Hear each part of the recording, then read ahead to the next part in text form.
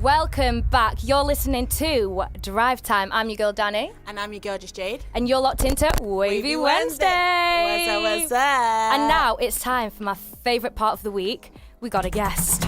Okay, do you want to introduce yourself? Yo, what's happening? It's Zeeko. We've got his gorgeous, lovely fellow cancer manager, Latoya, here as well. Yes. Hello, thanks for having us. I can't wait. Zeeko, where did the name come from? Do you know what? Like, Instagram. Really? That was my name on Instagram, innit? Like, for Right, okay. years. Like, so, well, a couple years now. So, yeah, man, I kind of rolled with that. Yeah, it kind of just was natural. How did it form? Zeeko. That was it. I don't know. Did you ever It was have just like... So the long name. ago with the whole Instagram thing, I actually don't know. Yeah. I don't know why I came across it. Was just... It was meant to be. Was you ever called anything else? Did you have another rap name? Was there like a trial and error? Now, rap-wise, I've never had another name ever, other than probably when I was like a kid and I used to MC us on the grind thing. Rap-wise, I never another name. Producer-wise, though. Oh, go on. I've had another name. Yeah. Okay, what was the... I'm interested to hear. What was the name? I've still got one of the names now, but before then, you know, like, I've been called just like Zeek before. Okay. Producer-wise, Zeek the Freak. So I'm called now. I like L though. It kind of like, it's a bit more fancy. It's a bit French. Do you know what? Yeah. I think I watched Narcos. It gassed me a little bit. That's what I think happened. What? I don't know what happened. I think I watched Narcos. Oh, yeah, one of them. El Chapo and all that, man. I thought, Yeah. that was equal. Wait, so how long have you been doing music for? Because you said you were producing before you were rapping. Oh man, like I've been out here for Time. forever, to be honest. It's probably too long at times, but I started making music probably my first beat. I was probably like 13. I think I was 13. Really? Gorsell Studio was 13 years old. Mad. Is it? Wait, so how have you been making music during lockdown then? If you were going to studios before? I got to a certain age. My brother had equipment before me. He always had equipment in his room when he used to live with me. Yeah. And then what I did is he actually, when he moved out, got a house with his wife. He said he didn't have space for the computer. He gave me the computer, give me his equipment. I could carry on from there. Yeah. After that gave me time to save up and buy my own equipment. So now when I've got my own equipment, which I've had for a while now, I just crack on in my room. Yeah. Wait, so is it a musical family then? You could say so, Yeah. to some degree. Yeah. I feel like that's always good. Like, the best artists come from very musical families. Like, what did you listen to growing up? Yeah. And how does that influence what you write now as well? That's a good question. Yeah, who like, did your You know parents what? play in the house? You know what's so crazy? Between like my mum and my dad, like from their backgrounds being so vastly different, I would say the influences come from so many different directions, weird directions that you'd probably laugh. I Go listen on. to so. For example, you know, I've always looked up to my big brother. My big brother, you know, I remember hearing in primary school, like, you know, Rough Riders, Missy Elliott, Big Pun. These were all CDs that he used to go and buy from HMV. I used to go, and he had a CD rack. I used to go and get the CDs off the CD, look through them, listen to. I wasn't allowed parental advisory them times, Oh. Yeah, of course. but I used to sneak listen to all of them. So I'm influenced by all of them. Missy Elliott. DMX, 50 Cent. I remember when the 50 Cent album came out. Yeah. Do you know what I mean? You know what, don't you think, like, before we had streaming, we used to, like, at least me, used to think music was so precious. Like, I would go and buy a CD, I'd listen to it non-stop. Now I feel like music can be so, it just comes and goes so quickly. It's quite accessible as well. And there's so many, like, one-hit wonders. It's like fast disposable. fashion. Yeah. You know what, streaming is so good and bad like that. But also what you were saying is, like, so many different influences. I feel like you can't write music these days without having so much influence from different things with streaming. And I was thinking, like, there's so many subgenres of subgenres these days. And I like that it is so different, that you've got so much. It's going to stand out way more. Yeah. Yeah, like, I think the subgenre thing, is it shows growth of all genres. That's what I like. And it shows integration. Yeah. There's no subgenre that just comes from one. It will be something with a little bit of this, and then things mixed together, and it becomes, you know, you've got, you see if you look at, like, say, the American culture now, a lot of people are listening to the Little Uzi Verts and You know, they're essentially rock stars within a rap genre. Yeah. How did that happen? That's mad. Yeah. And also, like, something that I've been hearing a lot more recently is like hip hop and country. That's really interesting to me. I feel like Lil Nas X has like made that way more mainstream. Yeah. Yeah, that's wavy still. Yeah. It's I really love country music. Yeah. Country music is great, but again, I listen to way too much Timbaland. Yeah, you got that to. stuff. Oh, Yeah. Timbaland, where's he been? I miss him. You know what? He's here. He's active. Is he actually? Yeah, man. Really? I follow him on Instagram. He's still Okay. doing things, man. Like he's still doing. Right. Things. Definitely, I'm not a huge like influence for me. Really? He's my brother's favorite producer. He's a major influence Right, for okay. me. He isn't my favorite producer, but he's up there. Yeah. He's definitely up there. Oh, I miss Timbaland. His tracks, like his production, how he like mixes the beats and it just has this and it just all ties in. So Nelly nicely. Furtado era, I was so Yeah. here for He it. had no right doing that, by the way. What? And that's the beauty of music. And you know what I mean? There's no right and wrong way to make music either. Yeah. You just That's make the thing. the music But that. everyone's a bit scared, so we sit amongst like these invisible constraints of what we're making, what we might be able to do, what we should do with this person like it, with that person like it, and we forget that. I don't know about anyone else, but the way I interpret music, I will hear personalities in it through what their production is as a producer initially. So when you can kind of bring that through, it gives you your individuality in it. I think. Yeah, I think yeah, that's yeah, what the difference was between those Timbalands, Pharrells, and now you've got the whole of these other producers that are writing now. I don't really know the difference. Yeah. If I'm honest. Yeah, to be fair, I do feel like you have those artists where you'll listen to it and you're like, yeah, that's a so-and-so track, that one. Like, people have created different sounds and developments that it's like people come along and copy that later on and it becomes cookie cutter. But yeah, like, what is your production process like? Are you walking around like Sainsbury's, picking up your Tropicana, you're coming up with your lyrics? Or is it more like you'll hear like a beat or you'll create a beat and then you'll come up with the lyrics after? What's that process like? Well, like as a rapper, Yeah, both as a rapper and a producer. as a rapper, I work nights in it. Right, okay. I work in. I'm a night owl as well. I've got nothing else to do. Yeah. But sort these parcels. Yeah. Creativity comes out at night. So I sometimes get annoyed. The manager might have said something. I'm annoyed. I might be feeling a certain way. And these thoughts, I have notes. I'll write down.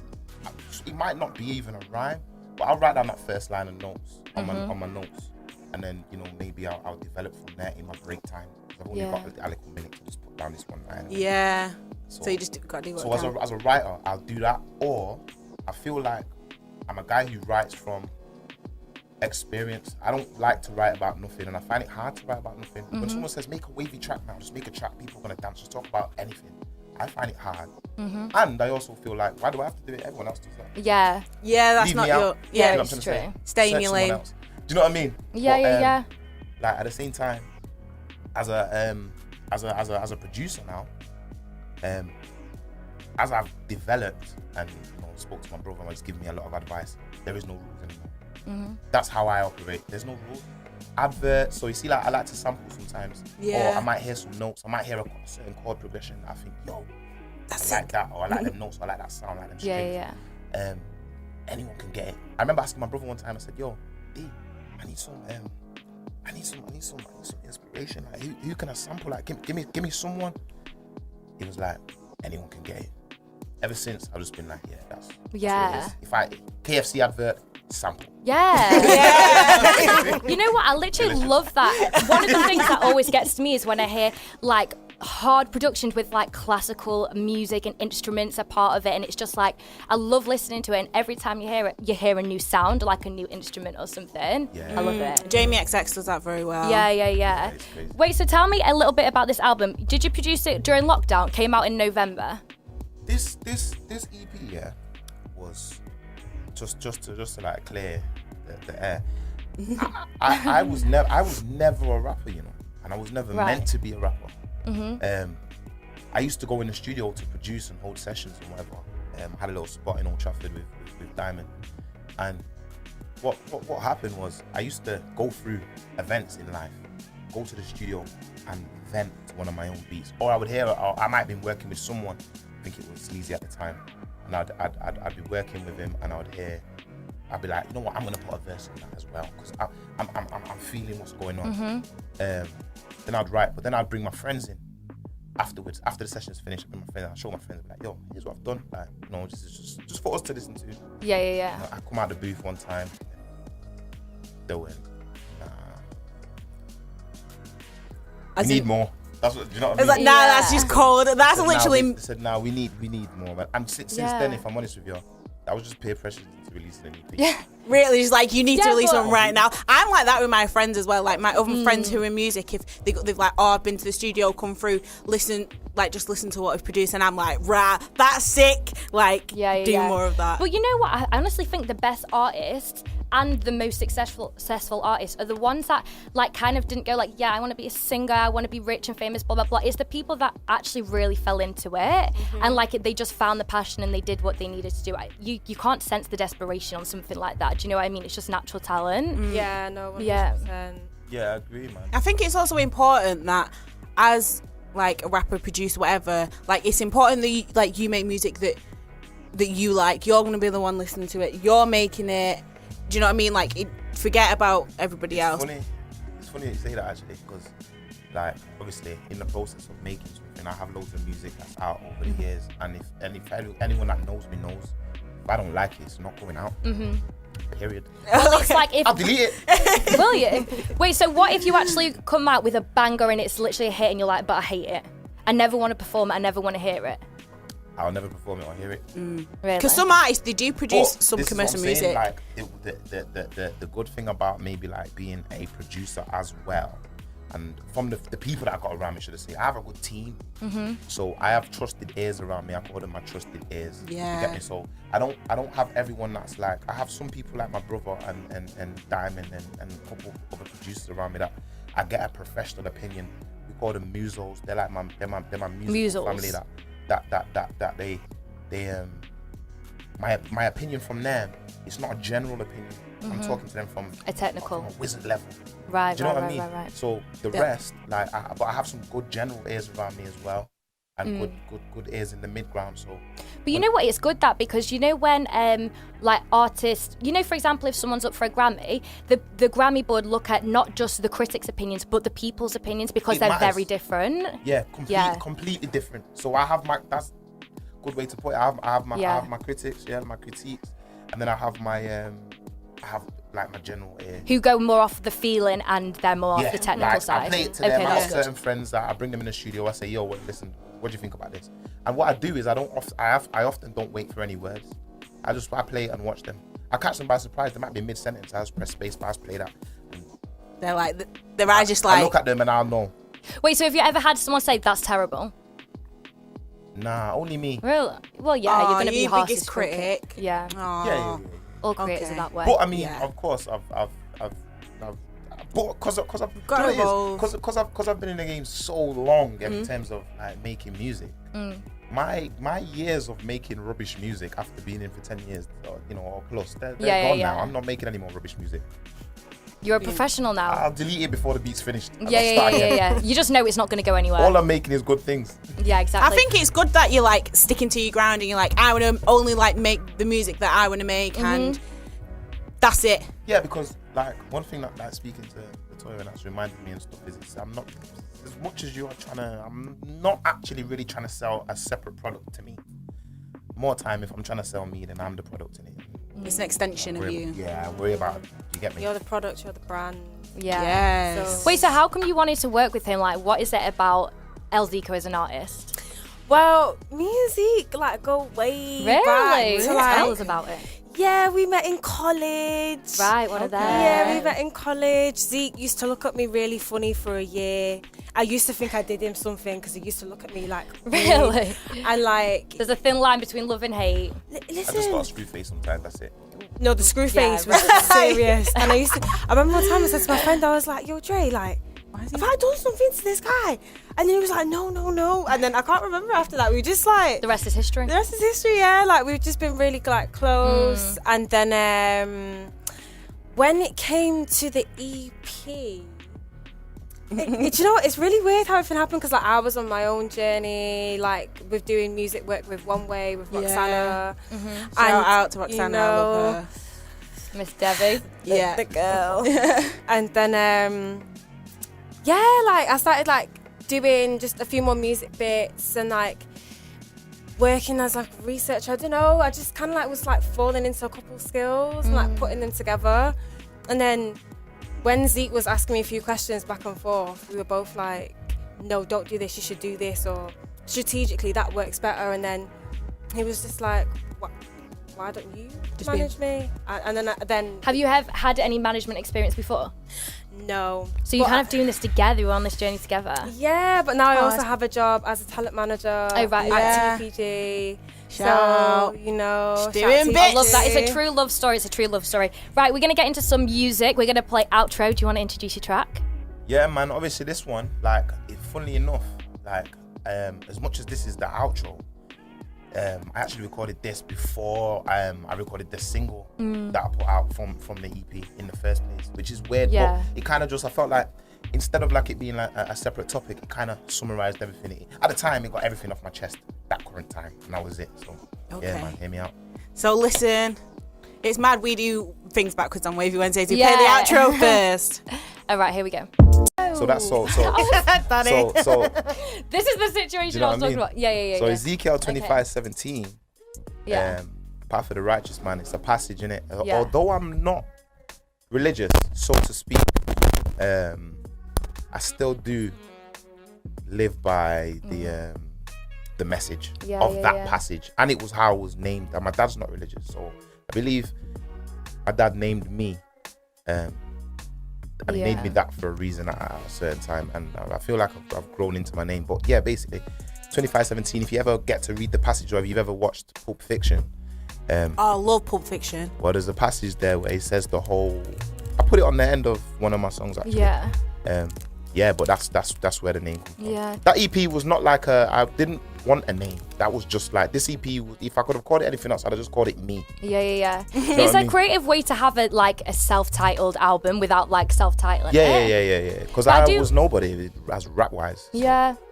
It's such a good album. I literally love it. Some of my favourite songs, Show Me Love, that is so on my date night playlist. That is such a Pure good song. bangers, mate. Yeah, pure vibes. Obviously, Bros Only, pure vibes. And Better Life and Intro as well. Love them. They're so good.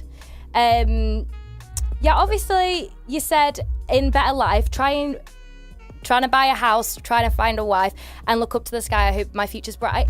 And I was watching an interview recently with Charlemagne the God.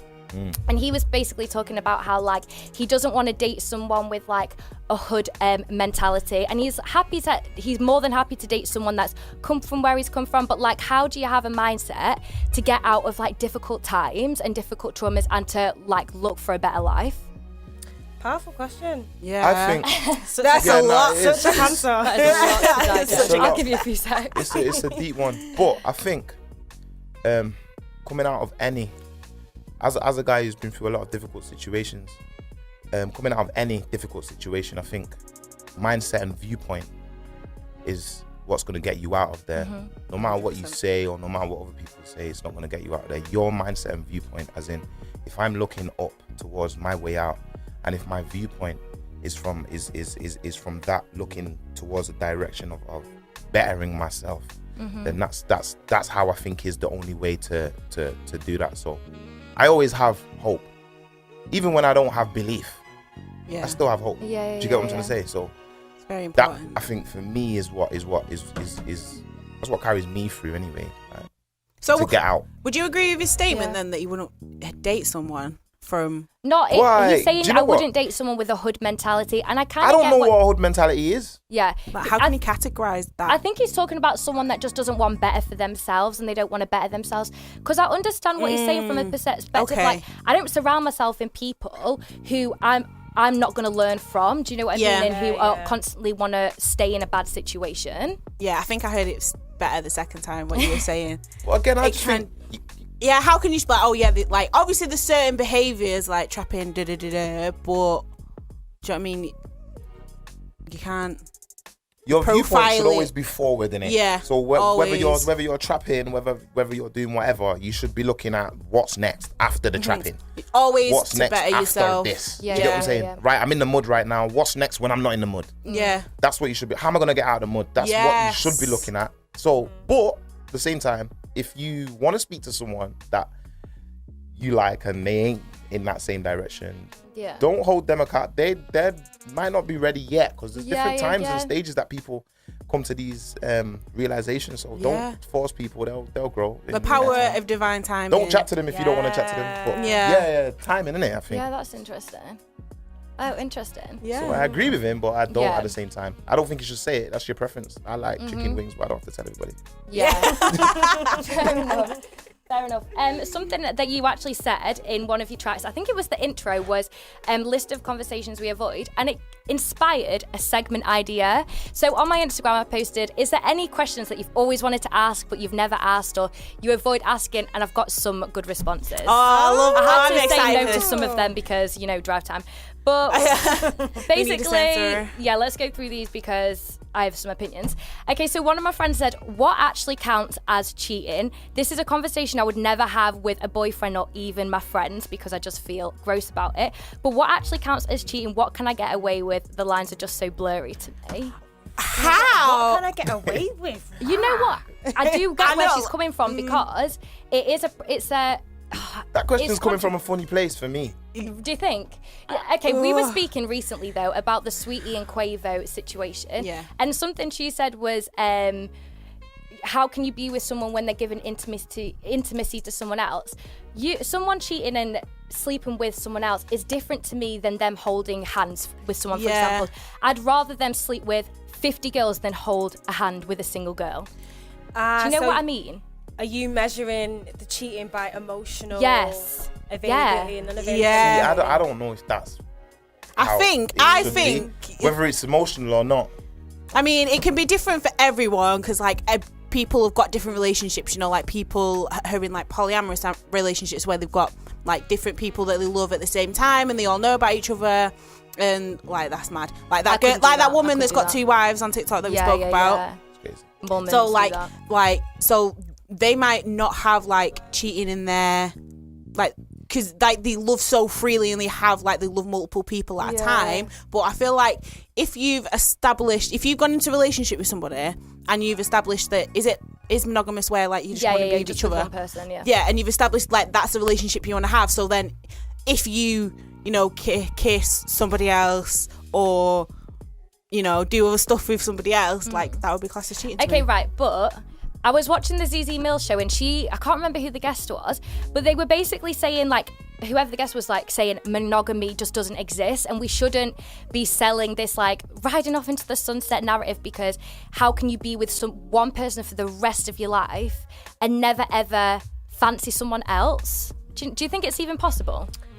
I think it comes down to how you measure love. Yeah.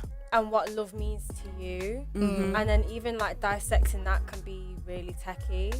But you love people differently, but then I feel like someone who would say that kind of wants to explore everything before they can be right, okay, I found my person. Sometimes people want to experience everyone. Sometimes you learn more about yourself through the experiences you have with people. Yeah. Can you, know what I mean? Can you cheat on someone but still love the person that you cheated on?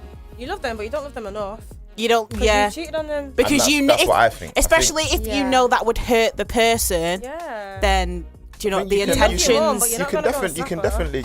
Yeah, exactly. So it all comes down to boundaries, doesn't it? Yeah. Your boundaries. Yeah. Because I've always thought of it I've got a big brother. You see, I use him as an example all the time. Is I don't disrespect my brother, or I'd never disrespect my brother because.